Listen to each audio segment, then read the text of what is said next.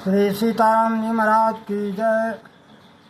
गिरार्थ जल बीच सम कैयत भिन्न न भिन्न, बंदौ सीताराम पदे जनम जनई परम प्रिय खिन्न। बोलिए आनंद कंद भगवान की जय। श्री हनुमान जी महाराज की जय। श्री सद्गुरु भगवान की जय। भगवान के एक अनन्य भक्त हुए हैं हित हरवंशजू महाराज।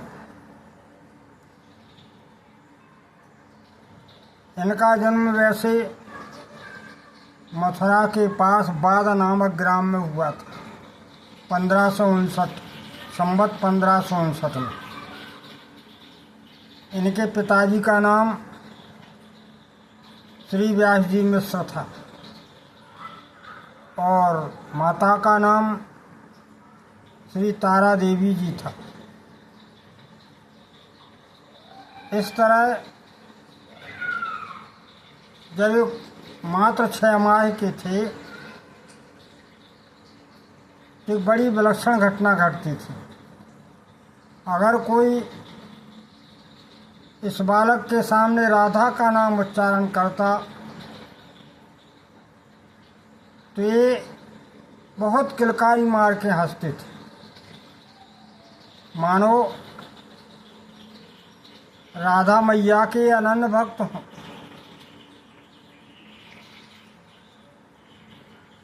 जब ये बड़े हुए एक दिन की बात है कि बालकों के साथ एक बगीचे में खेल रहे थे। पास में मंदिर था जिसमें राधा कृष्ण भगवान विराजमान थे और इनके पिताजी श्री व्यास जी मिश्र उस विग्रह की पूजा करते थे। आज व्यास जी मिश्र ने भगवान राधा कृष्ण को जो श्रृंगार किया, उस श्रृंगार करने के बाद वो ध्यान मग्न हो गए, ध्यान में चले गए। यहाँ हित हरवंश जी महाराज अपने सखाओं के साथ बगीचे में यही लीला खेल रहे थे। राधा कृष्ण बनाए, लेकिन आज बड़ी विलक्षण बात ये की कि राधिका जी का श्रृंगार भगवान कृष्ण बना दिया और कृष्ण का जो श्रृंगार था वो राधिका जी का पहना दिया। उसी बीच व्यास जी की आँख खुली, माने ध्यान भंग हुआ, तो उन्होंने भगवान के विग्रह में क्या देखा कि जिस विग्रह को हमने भगवान श्री कृष्ण के रूप में सजाया था वो राधिका जी बन गए। वो जो राधिका जी जहाँ विराजमान थी वो भगवान श्री कृष्ण बन गए। तो ये बार बार अपनी आँखों को मलें और विचार करें कहीं हम धोखा तो नहीं है या हमारी स्मृति में कमी आ गई, हमने शायद आज का श्रृंगार गलत कर दिया। ऐसा विचार करके श्रृंगार बदलने ही जा रहे थे, तब तक लीला हो गई कि जो भगवान कृष्ण थे वो अपने स्वरूप में आ गए, राधिका जी अपने स्वरूप में आ गए। ये बात क्या है? तब उनको कुछ बच्चों की आवाज़ सुनाई दी बाहर। तो व्यास जी मित्र बाहर देखते हैं कि उनका ही बेटा राधा कृष्ण की लीला कर रहा है और जो वो लीला करता है वही मंदिर में घटित हो जाती है। तो व्यास जी को बड़ा आश्चर्य हुआ कि कैसे संभव है। खैर बात चली गई। अब एक दिन की बात है कि हित हरिवंश जी बालकों के साथ फिर उसी बगीचे में राधा कृष्ण की लीला खेल रहे थे। अब तो इस खेल में भगवान के प्रसाद के लिए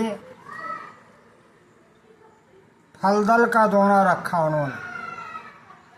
और यहाँ व्यास जी ने मंदिर में भगवान को लड्डू का भोग रखा।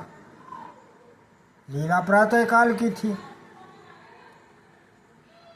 तो व्यास जी क्या देखते हैं कि लड्डू के पास में फल और दल का दोना उपस्थित हो गया। तब तो उन्हें बड़ा आश्चर्य हुआ कि हम तो ये फल ला ही नहीं, ये फल कहाँ से आ गए।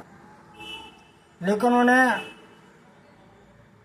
अपने उस पुत्र की बात याद थी उस दिन की, इसलिए वहाँ निकल के देखा तो जो राधा कृष्ण जी की पूजा कर रहे थे उसमें जो प्रसादी जा रही थी वो फल ही दल की थी। अब तो व्यास जी को समझते देर नहीं लगी। बोले कोई साधारण बालक नहीं है, तो अलौकिक बालक। और इस तरह जो भगवान हित हर वंशी के कर कमलों से प्रसाद पाते थे वही मंदिर में प्रसाद आ जाता था और वही प्रसाद व्यास जी मिश्र को लगाना पड़ता था। ऐसी लीलाएं चल रही थी। अब एक दिन की बात है कि हरिवंश जी बगीचे से आ रहे थे घर की ओर, लेकिन वो तो भगवान को लीला करना है। तो ये कुआं सूखा कुआं था गहरा, वो उसमें गिर गए। बालकों ने आके घरे कह दिया कि महाराज आपके जो है वंश जी वो कुएं में गिर गए। वो कुआं बहुत गहरा है, यद्यपि है सूखा। तो पिताजी माताजी और पड़ोस के लोग सभी आए, गांव के भी लोग दौड़ पड़े। पिताजी कुएं में कूदने के लिए उद्यत हों, लेकिन लोगों ने पकड़ लिया कि नहीं नहीं, और रुदन होने लगा। माताजी रोने लगी उनकी। तब तक क्या हुआ कि उस कुएं में एक दिव्य प्रकाश निकला। सभी ने देखा और एक श्याम सुंदर की बड़ी भव्य दिव्य मूर्ति हित हरिवंशजू के कर कमलों में सुशोभित है। और उस कुएं से ऊपर की ओर हरित वंश जी आ रहे। जब वो भगवान श्री कृष्ण की वो दिव्य झांकी का दर्शन सभी ने किया तो सभी की आंखें चकाचौंध सी रह गई। बड़ी दिव्यता थी उसमें, उसके रोम रोम से दिव्य सुंदरता झलक रही थी। उस विग्रह को हरवंश जी ने ला करके राजमहल में विराजमान कराया। विद्वानों से बुलाया गया और वेद मंत्रों के उच्चारण के द्वारा उनकी प्राण प्रतिष्ठा की गई।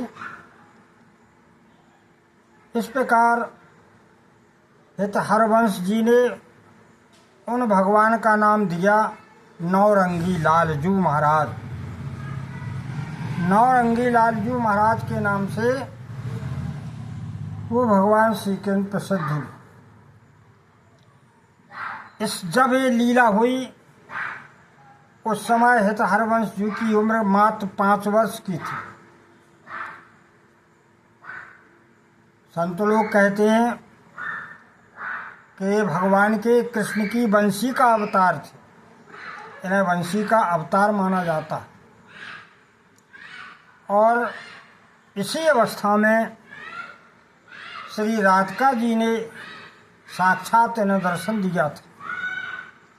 तो बड़े ही दिव्य संत हुए हैं जिन्होंने भगवान राधा कृष्ण को प्रकट किया है। और इस तरह आगे की कथा क्रमशः फिर कर। बोलिए आनंद कंद भगवान की जय। एक दूसरे भक्त और आते हैं जो वृंदावन में रहते थे। उनका नाम था अहमद खान। वो स्नान करके यमुना जी में घंटों भगवान के ध्यान में मग्न हो जाते थे। भगवान के साथ क्रीड़ाएँ किया करते थे ध्यान में। भौतिक जगत का उन्हें कोई भान नहीं रहता था। ऐसे घंटों जो है वो ध्यान मग्न रहते थे। यद्यपि वो भगवान को मित्र का भाव मानते थे। एक दिन भगवान ने विनोद कर दिया, क्योंकि मित्र तो मित्र के साथ विनोद करते हैं। हुआ क्या कि उस दिन जब वो ध्यान में बैठे तो ध्यान में वो बड़ी टोपी लगाए थे, टोपी लगा करके बैठे थे। तो भगवान ने विनोद में कहा हंसते हुए कि अरे अहमद खान, आज की टोपी तो बड़ी विलक्षण है तुम्हारी भाई, क्या इसको बेचोगे? हम इसे खरीदना चाहते। ये सब ध्यान में हो रही है बात। अहमद खान ने कहा कि अच्छा, आपके पास है क्या सो आप खरीदेंगे? इसका क्या आप मूल्य चुका पाएंगे? भगवान ने कहा अच्छा, हमारे पास कुछ नहीं है, हमारे पास तो सब कुछ है और हम इसको खरीद लेंगे। अहमद खान ने भी विनोद में कह दिया, अच्छा त्रिलोक की संपत्ति है, यही तुम्हारे पास है, हमें ये चाहिए ही नहीं, हम इसके मूल्य में थोड़ी सी टोपी देंगे, हमें ये नहीं चाहिए। अब भला बताओ आप टोपी कैसे लोगे? तो भगवान मुस्कुराते हुए बोले, देखो अहमद, अगर तुम हमें टोपी नहीं देते हो तो हम तुम्हारी हंसी कर देंगे, समाज में तुम्हारी बदनामी कर देंगे कि अहमद तो ढोंगी है, ये कोई भक्त नहीं है। अहमद ने भी विनोद में भगवान से कह दिया, बोले अरे प्रभु, अगर आज हमारा आप ढिंडोरा पीट देंगे, हमारी बदनामी कर देंगे, हमें ढोंगी बताएंगे, तो हम भी समाज में कह देंगे कि भगवान तो कण कण में व्याप्त हैं, क्यों मंदिर में जाते हो? वो कहीं नहीं है मंदिर में। और महाराज एक बात और सुन लो, बोले दया सिंधु के मध्य में लग जाएगा बिंदु है, फिर आपको कोई दया सिंधु नहीं कहेगा।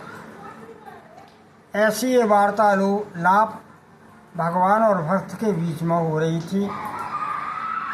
तभी उनका ध्यान भंग होता है और वो भगवान के नेत्र आंसू बहने लगते हैं कि प्रभु, आज तुमने हमसे ये लीला की और हम तुम्हें टोपी देने में असमर्थ रहे। ऐसे कहते हुए वो रोने लगे। तो भक्तों की बड़ी विलक्षण लीलाएं हैं। भगवान भक्त के वश में हो जाते हैं। जब भक्त भाव से परमात्मा का चिंतन करता है, किसी भी नाते को वो मान लेता है, तो उसी नाते को भगवान जो है निभाते हैं और अच्छी तरह से निभाते हैं। इसलिए हमें भगवान का सतत चिंतन करना चाहिए और उनसे नाता जोड़ करके हमें अपने जीवन को धन्य बनाना चाहिए। बोलिए भक्त और भगवान की जय।